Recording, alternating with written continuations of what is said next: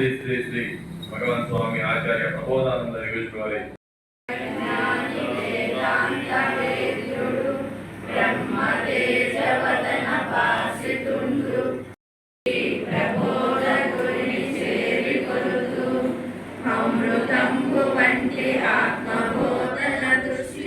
శిష్యగణము పైన సిందజేసి నృత్య భయము తీర్చవారి చెలివార భక్తుల ఆత్మబోధ గురపనలవాడు ముక్తిదాత కథల పోసి జన్మమెత్తిన సర్వభూతాత్మ తస్మై శ్రీ గురవే నమః.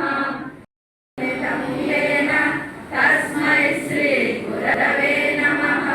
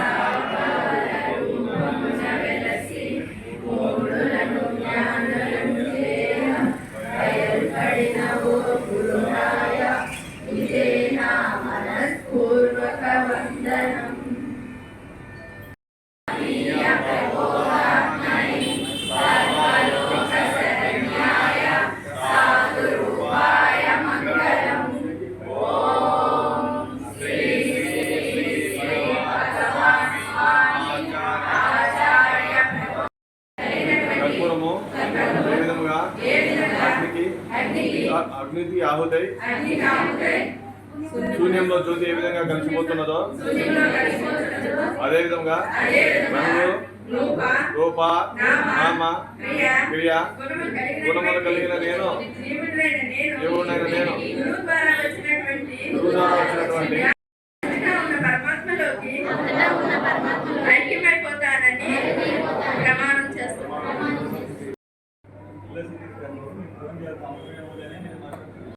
గౌరవనీయులు శ్రీ ప్రముఖ సాహితీవేత్త రచయిత శ్రీ కుమ్మా సంవత్సరావు గారిని వేదిక అలంకరించమని వేడుకుంటున్నాం.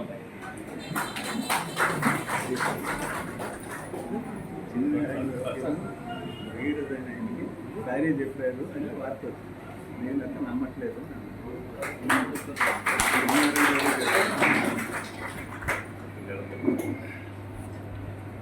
సాహితీవేత్త రచయిత శ్రీ జీవి పూర్ణచంద్ర గారిని వేదికను అలంకరించవలసిందిగా కోరుకుంటున్నాం.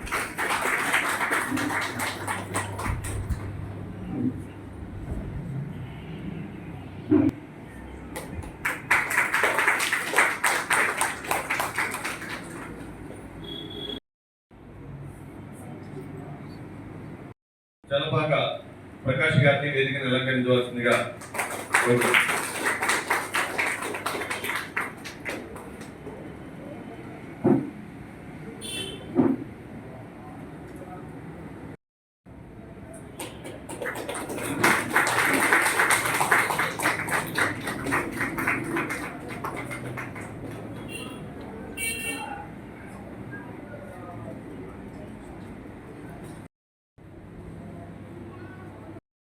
ఈ జగత్తంతయు ఒకరోజు ప్రారంభమై ఆనాటి నుండి కొనసాగుతూనే ఉన్నది.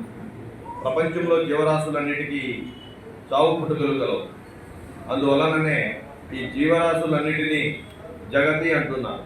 జ అనగా పుట్టున్నదని, గతి అనగా చావున్నదని అర్థం. జగతి అను శాశ్వత నామమును కలిగిన ఈ జీవ సముదాయము ఏదో ఒక రోజు పుట్టి ఏదో ఒక రోజు లేకుండా పోవునని అందరూ తెలుసుకోవాలి. ఒక మనిషి పుట్టి కొంతకాలం ఉండి చనిపోవట అందరికీ తెలిసిన సత్యమే. అతను ఉండు కొంతకాలమును అతని ఆయుష్ అంటున్నాం. మనిషి ఆయుష్కు కాలమానముగా నిమిషములు మొదలుకొని సంవత్సరముల వరకు గలవు. అట్లే పుట్టి కొంతకాలం ఉండి పోవు ప్రపంచమునకు కూడా ఆయుష్ కలదు. దాని కొలమానము యుగముల లెక్కలలో ఉండదు. మనిషి పుట్టిన దినమున జన్మదినమనియు జాతకమనియు చెప్పుచుంది. అట్లే ప్రపంచము పుట్టిన దినమును యుగ ఆది అనేవారు. దానినే కొంతకాలమునకు యుగాది అనేవారు. కాలము జరుపుకొలది యుగాదికి కూడా పోయి ఉగాదిగా అయినది. రాబో కాలములకు ఇంకా ఏ పేరుతో మారిపోతుందో తెలియదు.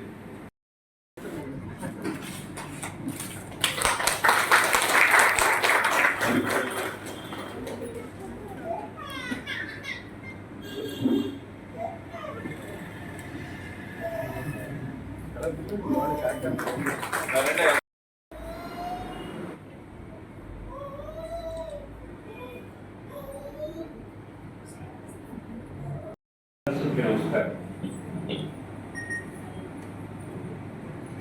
మిమ్మల్ని అందరినీ ఈ విధంగా ఇక్కడ కలుసుకోవడం ఒకసారి గతంలో టాబు లైబ్రరీలో కార్యక్రమంలో కలుసుకున్న జ్ఞాపకం. ఈ సంవత్సరానికి ఇది చివరి రోజు. గత 2-3 నెలలుగా 6 గ్రహాల కూటమి గురించి, అది షట్గ్రహ కూటమి, ఈ అందరూ షష్టగ్రహ కూటమి అని అంటున్నారు. షష్ట అంటే 6వ అని, 6వ గ్రహ కూటమి కాదు, 6 గ్రహాల కూటమి అంటే షట్గ్రహ కూటమి అనమాట. దాన్ని ఎలా పేరుతో పిలవాలో కూడా తెలియనటువంటి మనుషులు చాలా జాతకాలు చెప్పేశారు. విపరీతమైనటువంటి భయభ్రాంతులకు గురి చేసినటువంటి పరిస్థితి. 200 సంవత్సరాల్లో మళ్ళీ ఇక్కడికి రాదని, చాలా భయంకరమైందని, మహాద్వాసాలు చాలా ఉన్నాయని, ప్రపంచం ఏదో అయిపోతుందని మనల్ని రకరకాలుగా భయపెట్టినటువంటి పరిస్థితి మనం చూస్తున్నాం. ముఖ్యంగా శని గ్రహం మేనంలోకి వెళ్ళడం అనేది ఒక పంచాంగం నుంచే చాలా ప్రాముఖ్యమైనటువంటి విషయం. ఆ గ్రహంలోకి వెళ్ళడం వల్ల కొన్ని ఏ రాశిలోంచి ఒక రాశి నుంచి పక్క రాశిలోకి వెళ్ళిన ప్రతి గ్రహము దాని యొక్క మార్పులు జాతకం మీద పడతాయి అనేది పంచాంగాల్లో మనకి చెప్పేటువంటి విషయమే. సో శని గ్రహానికి కూడా ఇది ఈ సంవత్సరం ఆఖరి రోజు. ఎందుకంటే రేపటి నుంచి కొత్త రాశిలోకి ప్రవేశిస్తారు కాబట్టి ఆ విధంగా దీనికి ఒక ప్రాముఖ్యత కలిగినటువంటి సంవత్సరం. ఇది మనకి విశ్వావసు జ్యోతిష్యానికి సంబంధించిన వ్యక్తులను కాదు, ఏదో భాషా సాహిత్యానికి సంబంధించిన వ్యక్తిని గురువు రచయితలు.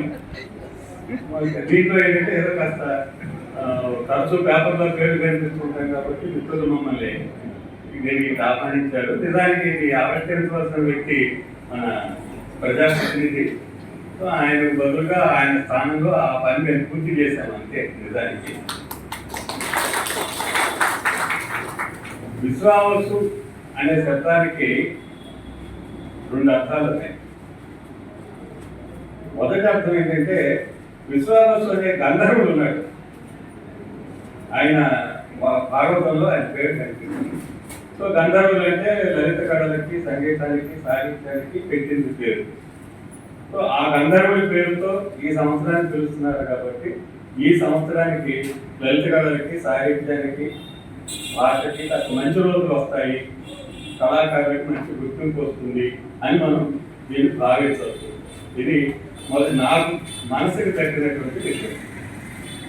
రెండోది విశ్వావసు అనేటువంటి శబ్దానికి ఆప్టే సంస్కృత నిఘంటువులో ప్రపంచ సంబంధమైన అని అర్థమించారు. ఇది తెలుగు సంవత్సరం కాబట్టి తెలుగు భాషకి ప్రపంచ భాషగా ఒక మంచి గుర్తింపు వచ్చేటువంటి అవకాశం ఈ సంవత్సరానికి ఉంది అని ఈ విశ్వావసు సంవత్సరం మనకి చెప్తోందని నేను అంటే ఆసక్తిలో కదా మనం అలా ఆశిద్దాం. మనం ఏదైనా కానీ నేను ప్రధానమంత్రిని అవ్వాలి అని మీరు అనుకుంటే కదా అయ్యేది. అనుకోకుండా ఏదో వచ్చి మనం వెళ్ళో తండేది కదా. అనుకోవాలి, మొట్టమొదటి మనం అనుకోవాలి. ఏదైనా సరే మన పిల్లలకు కూడా అదే చెప్తాం. ముందు మీరు అనుకుంటేనే ఒక టార్గెట్ పెట్టుకోగలుగుతాం. టార్గెట్ పెట్టుకుంటే దాన్ని మనం పూర్తి చేయగలుగుతాం అన్నమాట. అందుకని చెప్పుకొని ఒక మంచి రోజు రాబోతున్నాయి ఈ సంవత్సరం, దాన్ని మనకి ప్రసాదిస్తుంది అని చెప్తున్నాను మనం అందరూ ఆశిద్దాం. అట్లా వస్తుంది అని చెప్పినటువంటిది ఈ పేరులో ఉన్నటువంటి రహస్యంగా నేను భావిస్తున్నాను.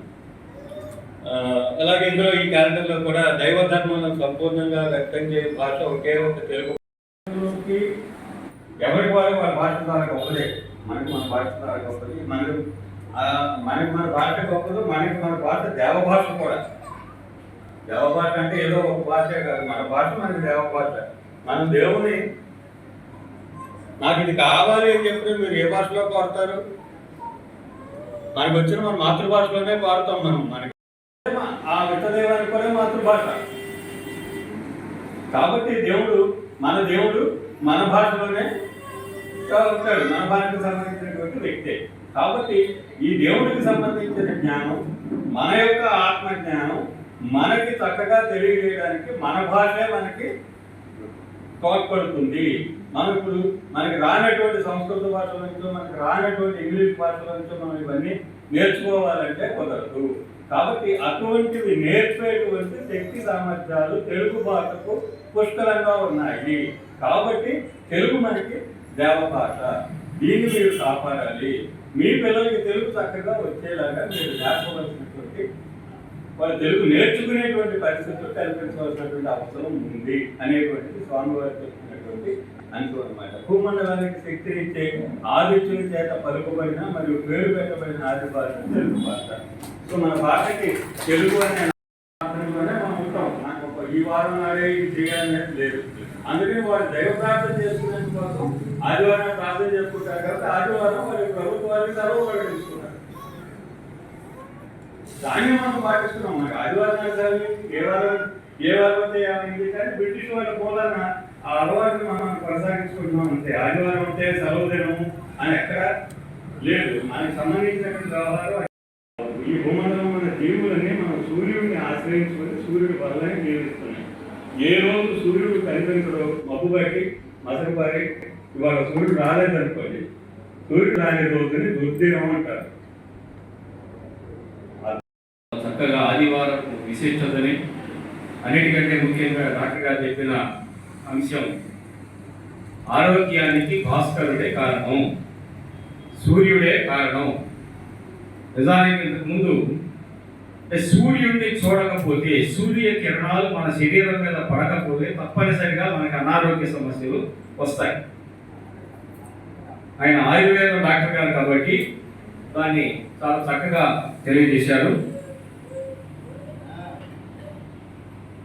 మనకి మామూలుగా ప్రచారంలో ఉన్న క్యాలెండర్కి ఈ క్యాలెండర్కి కూడా ఒక భేదం కనిపిస్తుంది.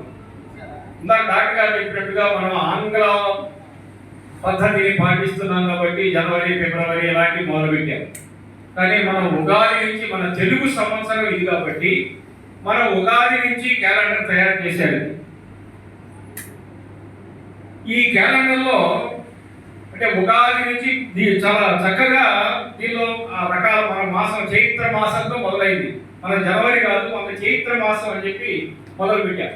అంటే చైత్ర మాసంతో మొదలు పెట్టడం వల్ల మనకి తెలుగు వారికి చైత్ర మాసము అంటే ప్రకృతిలో కొత్తదనం వస్తుంది.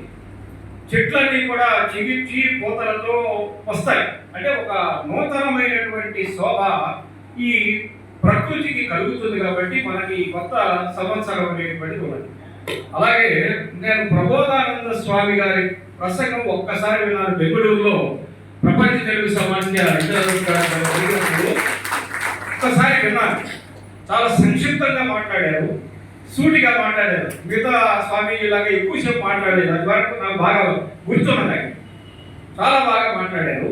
అయితే దీనిలో చెప్పిన సిద్ధాంతం ఏమిటి అంటే, మనకి మామూలుగా ఆధ్యాత్మికమైనటువంటి భావం కలగడం అంటే దేహము, ఆత్మ, ఈశ, ఈ మూడు. అన్నమాచార్యుడు రాస్తాడు, దేహాత్మేశ వివేక ఉత్సాహములు లోక వేద ధర్మాత్యుహ ఓహమ్ములు ఆ హరి సంకీర్తనములు అధ్యాత్మములు అంటాడు. అధ్యాత్మము అంటే దేహము, ఆత్మ, ఈశుడు అంటే ప్రభు ఎవరైనా కావచ్చు. ఈ సిద్ధాంతం, ఈ ద్వైత సిద్ధాంతం చాలా చక్కగా ఉన్నది. ఎందుకంటే ఇది ఒక మతం గొప్పది అని చెప్పటం లేదు. అంటే ఇది ఇందాక నాకు ఇక్కడ ఆయన క్యాలెండర్ ఇచ్చినప్పుడు ఈ పేజీ తీస్తే నాకు ఇదే కనపడింది. దేవుడు క్షర అక్షర పురుషోత్తములుగా ఉన్నాడని హిందువుల చేత పరమాత్మగా పిలువబడుతున్నాడు. పరమ ఆత్మ అయితే ఆయన పరమాత్మ. పరం అంటే శ్రేష్టమైన ఆత్మ అని అర్థం అన్నమాట. మనకంటే కూడా గొప్ప ఆత్మ కాబట్టి పరమాత్మ అయ్యాడు. అలాగే క్రైస్తవుల చేత యెహోవాగాను, అలాగే అల్లాహ్ మరి ముస్లింల చేత అల్లాహ్ గాను ఎవరి మతానికైనా సరే ఒక భగవంతుడు. ఇందాక మా డాక్టర్ గారు చెప్తున్నారు, మన మతంలో ఏంటంటే హిందూ మతంలో అసంఖ్యాకమైనటువంటి దేవుళ్ళు పుట్టుకొచ్చారు. అసంఖ్యాకమైనటువంటి దేవుళ్ళు పుట్టుకు రావడం వలన మనకి ప్రత్యేకంగా ఈ భగవంతుడు ఈ దేవుడు ఈశ్వరుడా, లేకపోతే మరి విష్ణుమూర్తియా, లేకపోతే బ్రహ్మదేవుడా, ఇలాంటివి కాకుండా ఒక పరమాత్మ స్వరూపమే. మనం ఏ రూపంలోనైనా సరే ఆయనని దర్శించుకోవచ్చు. ఎవరైనా సరే మన మతం మనకి చెప్పేది ఏంటి, ఏ మతం అయినా సరే గుర్తుపెట్టుకోండి. ఒక మతం గొప్పది, ఇంకొక మతం తక్కువది అని మనం ఎప్పుడు కూడా అనుకోకూడదు. మతం అంటే అర్థం ఏమిటంటే, మతం అంటే ఇష్టం అని అర్థం. అంతే, ఇష్టం. నీ ఇష్టం వచ్చినటువంటి రీతిలో నువ్వు ప్రవర్తిస్తావు అంతే. ఎవరి ఇష్టం వచ్చిన రీతిలో వాడు ప్రవర్తిస్తారు. ఏ మతం కూడా ఇతరులని దూషించమని కానీ, ఆత్మవత్ సర్వభూతాన్ని అనే సిద్ధాంతం ఏమిటి? నీ వలే నీ పొరుగు వారిని చూడుము అనే దానిలో ఏమిటి సిద్ధాంతం అంటే, నువ్వు సమస్తమైనటువంటి జీవులని నీలాగానే చూసుకోమనేటువంటి ఒక గొప్ప ప్రబోధాన్ని సమాజానికి అందిస్తున్నాయి మతాలన్నీ కూడా.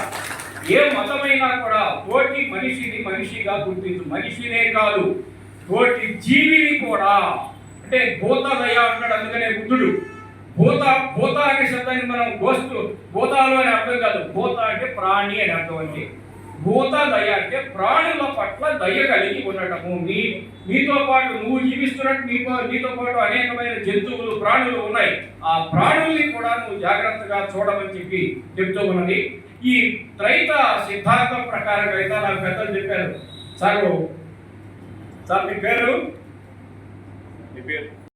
స్వామి చెప్పిందే సార్ చెప్పారు నాకు ఇందాక. అంటే త్రైత సిద్ధాంతంలో మనకి ద్వైతం, అద్వైతం, విశిష్టాద్వైతం ఇవి ఉన్నాయి కదా. వీటన్నిటి యొక్క సారాంశం, ఏదైనా సారాంశం నువ్వు మనిషిని మనిషిగా చూడటమే అది సరైన మతము. అన్నమాచార్యుడు చెప్పాడు, మనిషిలో దేవుడిని చూడాలి అన్నాడు. అంతేకాదు, మంచి మనిషిలో దేవుడు ఉంటాడు అన్నాడు. అంతేకాదు, అన్నమాచార్యుడి మాటలే నేను చెప్తున్నా, మంచి మనిషే దేవుడు అన్నాడు. అంటే మంచి మనిషే దేవుడు. అంటే నువ్వు దేవుడు అనే సిద్ధాంతానికి వేరే ఎక్కడ ఉన్నాడు? ఒక మంచి మనిషి ఉంటే, అంటే మానవత్వం ఎవరికైతే ఉంటుందో వాళ్ళు మాత్రమే దేవుడిగా పరిగణించాలి. దేవుడు అంటే గొప్ప, మనకంటే కూడా గొప్ప అనేటువంటి అర్థంలో మనం భావన చేసి సమాజంలో అందరి పట్ల సమభావంతో మెలిగినప్పుడు మాత్రమే ఉత్తమమైనటువంటి సమాజం వస్తుంది. ఇందాక డాక్టర్ గారు చెప్పినట్టుగా మేము ఈ క్యాలెండర్లు, పంచాంగాలు ఇవి చెప్పగలిగేటువంటి వాళ్ళం కాదు. మేము సాహిత్యాన్ని గురించి మాట్లాడుకునేటువంటి వాళ్ళము. ఏది ఏమైనా మేము చెప్పేది ఏమిటంటే, సాహిత్యం చెప్పేది ఏమిటి అంటే సమాజాన్ని మంచి మార్గంలో నడిపించేటువంటి రచనలు ఉంటాయి. ఇప్పుడు 100 పుస్తకాలకు పైన రాశారు, శతాధిక గ్రంథకర్త. మా డాక్టర్ గారు కూడా శతాధిక గ్రంథకర్త. 100కు పైన పుస్తకాలు రాశారు. ఆయుర్వేదానికి సంబంధించి, లేకపోతే ఇతరమైనటువంటి అనేకమైన 128 పుస్తకాలు, 135 పుస్తకాలు పైన రాశారు డాక్టర్ గారు. అంటే మనం ఎందుకు ఈ పుస్తకాలు, ఈ రచనలు అంటే సమాజాన్ని మంచి మార్గంలోకి నడిపించడానికి మాత్రమే ఏ రచన చేసినా కూడా. అలాగే ప్రబోధానంద స్వామి గారి ఈ శిష్యగణం, అది అంటే ఒక గురువు యొక్క గొప్పతనం ఎప్పుడు తెలుస్తుందంటే శిష్యులు ఉన్నప్పుడు మాత్రమే తెలుస్తుంది. మాళవికాగ్ని మిత్రం అనే ఒక నాటకంలో చెప్పాడు. ఆ నాటకంలో ఇద్దరు గురువులకి పోటీ పెట్టమంటారు. నాట్య గురువులు కాదు, వాళ్ళ శిష్యులు పెట్టమంటాడు. ఇదేంటంటే గురువులు అంటే వాడు పెద్దవాళ్ళు ఎక్స్పీరియన్స్ ఉంది కదా అంటే, కాదు వాళ్ళ శిష్యులు పెట్టమంటాడు. వాళ్ళిద్దరికి శిష్యులకి పోటీ పెడితే శిష్యుల్లో ఎవడు గొప్పవాడు అన్నాడో వాళ్ళ గురువు గొప్ప అన్నాడు. అలాగే మీరు కూడా మీ గురువు యొక్క గొప్పతనాన్ని ప్రచారం చేయడానికి మీరు ఇంత కాలాన్ని వెచ్చించడం కానీ, లేకపోతే 10 మందికి చెప్పడం కానీ చేస్తున్నారు. అందువల్ల మిమ్మల్ని అందరినీ కూడా నేను అభినందిస్తూ అందరికీ నమస్కారం. వేదిక మీద ఉన్న ప్రముఖ రచయితలు డాక్టర్ జీవి పూర్ణచంద్ర గారికి, డాక్టర్ ఉమా సాంబరావు గారికి, విచ్చేసిన మీ అందరికీ నమస్కారాలు. ముందుగా అందరికీ విశ్వాస ఉగాది శుభాకాంక్షలు.